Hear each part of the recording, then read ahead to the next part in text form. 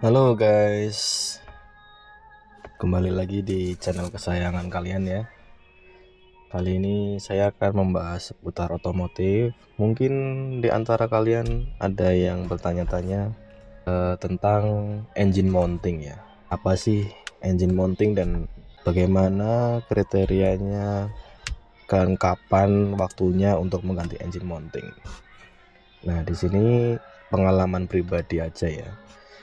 Ini kemarin mobilku waktu habis saya pakai jalan-jalan tuh tiba-tiba getar sampai ke kabin, terasa sampai setir. Biasanya kan kalau R3 itu terkenal senyap dan anteng ya, tapi ini tiba-tiba getar gitu, apalagi di kecepatan rendah. Ketika habis dinyalain pertama kali itu langsung menderum gitu.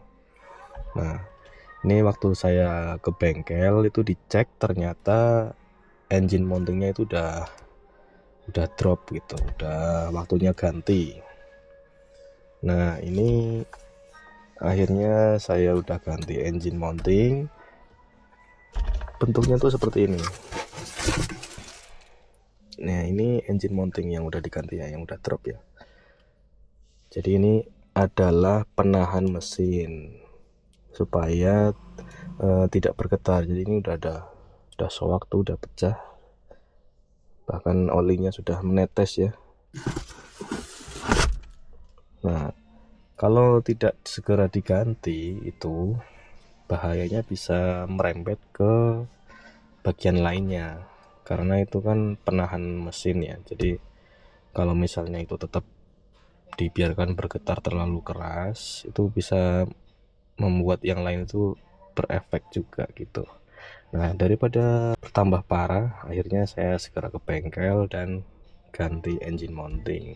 Ciri-cirinya itu ketika mobil kalian sudah bergetar, tiba-tiba bergetar hebat gitu ya, sampai pintunya ikut getar, kabinnya ikut bergetar, dan suara mesinnya itu menderum, itu kemungkinan, salah satu kemungkinannya itu perlu ganti engine mounting.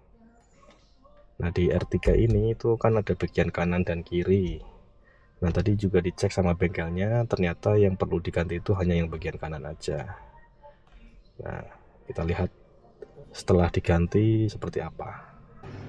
Nah, itu yang diganti itu yang bagian sini nih. Ini yang sebelah kanan. Ini yang paling rawan untuk diganti karena impactnya paling sering kena itu sebelah kanan. Jadi yang sebelah kiri itu masih aman. Tadi dicek itu cuma ganti sebelah kanan aja. Ya alhamdulillahnya masih oke sih sebelah kirinya, jadi nggak perlu keluar biaya banyak. Kemarin waktu belum diganti itu efeknya sampai ke sini, sealant olinya tuh rusak, jadi olinya melebar di sini. Nah, kalau nggak segera diganti itu takutnya bisa merambah ke bagian yang lain. Yaitu waspadanya kalau misal mobil kalian itu sudah bergetar, indikasi utamanya mungkin ganti engine mounting atau cek kaki-kaki gitu. Nah, untuk engine mounting sendiri itu kalian bisa beli di online ya sebenarnya, cuma untuk pemasangannya saya sarankan datang aja ke bengkel. Jadi beli online nggak apa-apa, pemasangannya ke bengkel gitu, karena agak susah. Takutnya kalau misal kalian belum berpengalaman itu bisa berakibat fatal gitu, karena perlu dongkrak juga untuk menahan mesinnya supaya tidak jatuh.